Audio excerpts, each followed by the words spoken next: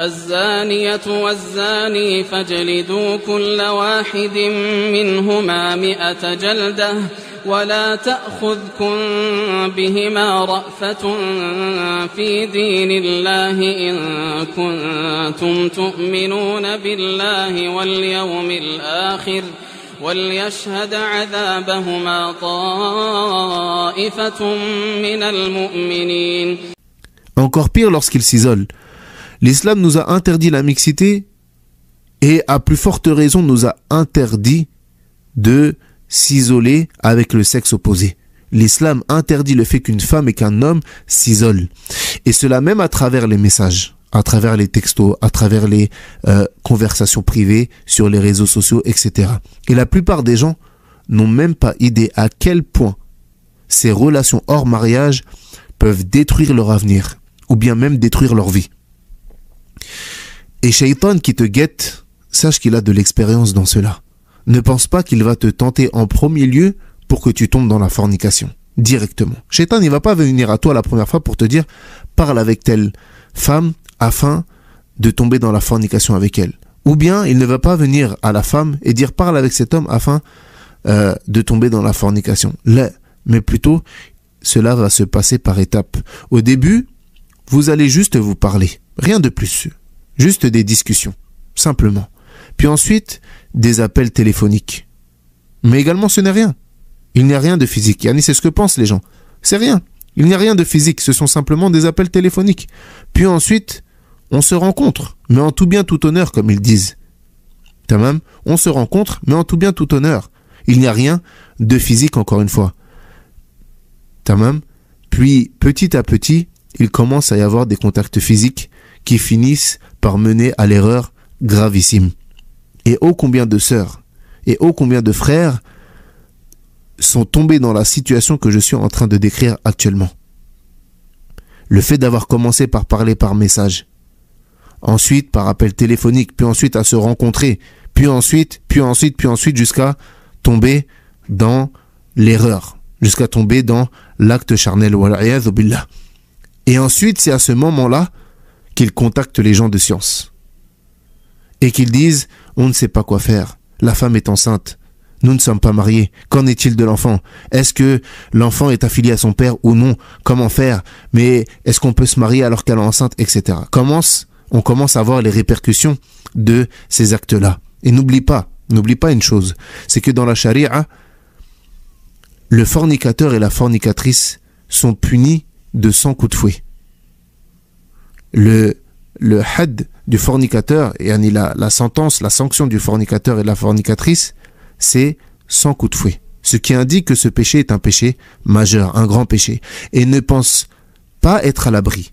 Ne pense pas être à l'abri. Ne te dis pas, moi je suis attaché à ma religion, cela ne m'arrivera jamais. Je ne fais que parler. Ça ne m'arrivera jamais d'aller jusqu'à cet acte-là.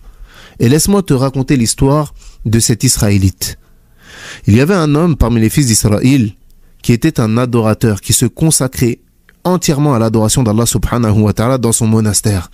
Cependant, il ne donnait pas plus d'importance que ça à l'étude de la science, au savoir. Simplement, il adorait Allah subhanahu wa ta'ala. Et il était connu pour cela. Trois jeunes hommes, avec leur sœur, ils habitaient proche de ce monastère. Et ces 3 jeunes hommes ont décidé d'aller au djihad, d'aller au combat. Donc, ils voulaient confier leur sœur à ce moine qui était pieux. Tamam, de la part de qui aucun mal ne pouvait être envisageable. Et le moine, il a refusé cette responsabilité. Au début, il a dit « Non, je ne veux pas prendre cette responsabilité ». Puis ensuite, il a fini par l'accepter. Et il s'est dit « Si moi, l'homme de foi et d'adoration, refusais cette responsabilité, ces jeunes confieraient alors leur sœur à celui qui ne serait pas capable de l'assumer et de la prendre en charge. » Au début, ce moine se contentait d'appeler par sa haute fenêtre de son monastère pour prendre des nouvelles de la jeune fille. Si elle avait besoin de quelque chose, il la lui laissait devant sa porte et l'avertissait par la fenêtre qu'il avait déposée devant sa porte. Car il connaissait sa faiblesse vis-à-vis des femmes et il voulait se préserver de toute tentation. Après un certain temps, donc cette situation-là a duré un certain temps. Ensuite, après un certain temps, il s'est dit « Mais pourquoi tu agis de la sorte avec cette jeune fille ? la galanterie et la gentillesse nécessitent que tu lui adresses tes salutations en face, que tu lui donnes quelque chose dans les mains et lui parler un minimum pour alléger sa solitude, car elle est toute seule. Tu es quand même le moine que tout le monde connaît et reconnaît pour sa droiture et sa piété. Donc, il a commencé à passer un cap. Plus il lui parle, et il se met à lui parler, et plus il lui parle, plus il trouve les discussions agréables et attachantes. Et après un certain temps, il s'est dit, il ne convient pas, donc pour le moment il restait devant la porte, tamam. Puis encore après un certain temps, une autre étape. Il se dit, il ne convient pas à un homme pieux comme toi, yani en se parlant à lui-même, de parler à une jeune femme devant chez elle. Que diront les gens si on vous voyait ainsi? Allah connaît ton intention. Tu es un homme pieux. Rentre chez elle pour discuter un petit moment, soulager sa solitude et lui tenir compagnie. Yani au lieu de lui parler devant la porte et que les gens puissent peut-être vous voir et médire sur vous. Yani rentre dans son appartement et puis parle avec elle comme tu le faisais dehors. Allah connaît ton intention. C'est simplement pour soulager sa solitude. Puis les discussions commençaient à devenir de plus en plus longues et plus fréquentes. Et une familiarité commençait à s'installer entre les deux. Et il commença à pencher vers elle. Et elle commença à pencher vers lui. Et il finit par ne plus pouvoir la quitter des yeux. Puis, il a commencé à lui tenir la main. Puis, il a commencé à l'embrasser. Puis, il a fini par commettre la fornication avec elle. Puis, elle aussi, ou bien pour elle aussi, le respect et la confiance qu'elle avait pour l'homme de sa religion se sont transformés en attirance. Et elle a aussi cédé à ses passions. Donc, ils ont commis la fornication. Sauf qu'est-ce qui s'est passé? Après quelques mois, elle a constaté qu'elle était enceinte. Et elle a donc informé ce moine. Et après l'accouchement, ce moine se dit, qu'est-ce que tu vas dire à ses frères quand ils vont revenir? Et ils t'ont laissé leur sœur, ils reviennent, la sœur elle a un enfant. Qu'est-ce que tu vas dire à leurs frères quand ils vont venir récupérer leur sœur? Ta seule solution, c'est de te débarrasser du bébé. Regardez le shaitan de l'insufflation. Ta seule solution ici, débarrasse-toi du bébé. Taïb. Donc il a continué sa descente aux enfers. Il a tué le bébé. Et il l'a enterré à côté d'un rocher pas loin de son monastère. Puis ensuite, constatant la tristesse et la détresse de la jeune femme, il se dit, en la voyant dans cet état, ses frères vont forcément découvrir qu'il s'est passé quelque chose et elle ne pourra pas leur cacher la vérité.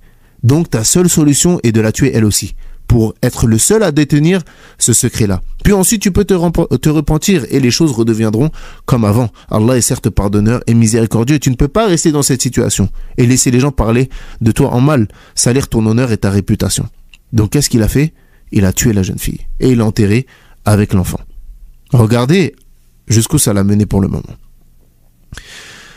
Donc, il a tué la jeune fille et l'a enterrée avec son fils. Puis il a essayé de vivre comme avant, mais il n'arrivait pas à retrouver sa sérénité et la douceur de ses adorations. Son esprit, il était perturbé. Il ne supportait plus de rester seul dans son monastère et il se cachait pour regarder les jeunes filles du village. Il se cachait pour regarder et observer les jeunes filles du village dans lequel il habitait.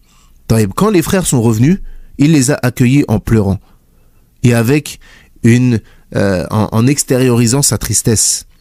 Et il les a informés que leur sœur était morte subitement à cause d'une maladie fulgurante. Et il leur a montré sa tombe et il leur a présenté ses condoléances, les larmes aux yeux.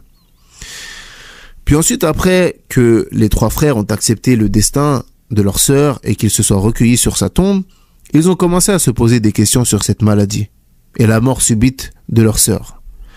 Et ils ont trouvé qu'il était de leur devoir de déterrer leur sœur et de voir son corps pour s'assurer des propos du moine. La confiance ne doit pas être aveugle et le contrôle est un devoir pour apaiser les cœurs et éloigner les mauvaises pensées. En les voyant faire cela, le moine fut paralysé par la peur. Il se réfugia dans son monastère et a attendu passivement la suite des événements. Et à ce moment-là, il a commencé à réfléchir. Mais cette fois-ci, ce n'était pas lui qui réfléchissait. C'était Shaitan qui lui parlait directement et consciemment. Et puis Shaitan lui a dit, écoute-moi, ce qui t'a poussé à accepter la charge de la jeune fille, c'est moi. C'est moi qui t'ai poussé à accepter la charge de la jeune fille. C'est moi qui t'ai poussé progressivement à te rapprocher d'elle. C'est moi qui t'ai rendu délicieuses les discussions avec elle. C'est moi qui t'a poussé à l'aimer. C'est moi qui t'a poussé à la désirer et à ne penser qu'à elle. C'est moi qui t'ai poussé par le désir, jour après jour, avec patience et persévérance, à la regarder, à la toucher, à l'embrasser et finalement à commettre la fornication avec elle. C'est moi qui t'ai poussé, par la peur, à tuer l'enfant et sa mère. Les frères vont venir casser ta porte et te tuer, c'est une certitude. Je suis maintenant le seul capable à te sortir de cette mauvaise situation. Mais je le ferai à une seule condition. Accepte ma puissance, adore-moi et prosterne-toi devant moi. Prosterne-toi et je te sortirai de cette difficulté. Personne ne peut t'aider si ce n'est moi. Shaitan. Et alors ce moine s'est prosterné devant Satan. La porte se cassa et les frères sont entrés et ont tué ce moine pendant qu'il était en prosternation devant le shaitan qui l'a toujours suivi. Et regardez, subhanallah, regardez le début de l'histoire et regardez sa finalité. Regardez le début de l'histoire, une simple discussion à la base devant une porte, tamam, et regardez sa finalité. Il meurt prosterné devant Shaitan. Alors c'était un homme pieux et un homme de religion. Donc prenez garde, éloignez-vous de ces relations illicites, qui ne sont qu'en plus qu'illusions, qui ne vous apporteront rien, si ce n'est de la tristesse et des regrets. Et sachez que Shaitan, il vous embellit ces relations-là. Shaitan, il vous embellit ces relations-là. Éloignez-vous de ces relations qui sont nuisibles, qui ne sont qu'illusions, et vous ne tirerez aucun profit de ces relations-là. Mais plutôt suivez le conseil du prophète sallallahu alayhi wa sallam. Lorsqu'il dit « Ya ma'shar al-shabab, man istata'a minkum al-ba'ata falyatazawwaj, fa innahu aghaddu lil-basar wa ahsanu lil-farj, wa man lam yastati' fa alayhi bis-sawm, fa innahu lahu wija » Le prophète sallallahu alayhi wa sallam a dit « Ô vous les jeunes, celui d'entre vous qui a la capacité de fonder un foyer, qu'il se marie. Cela aide à baisser le regard et à préserver ses parties intimes. Quant à celui qui n'en est pas capable, qu'il jeûne. Cela sera pour lui une protection yani. Et comme c'est venu dans l'autre hadith, as-sawmu junnah, le jeûne est une protection. Tamam, donc celui qui a envie de converser avec une femme, qu'il le fasse dans le halal. Et celle qui a envie de converser avec un homme, qu'elle le fasse dans le halal. Allah Azza wa Jal nous a autorisé le mariage.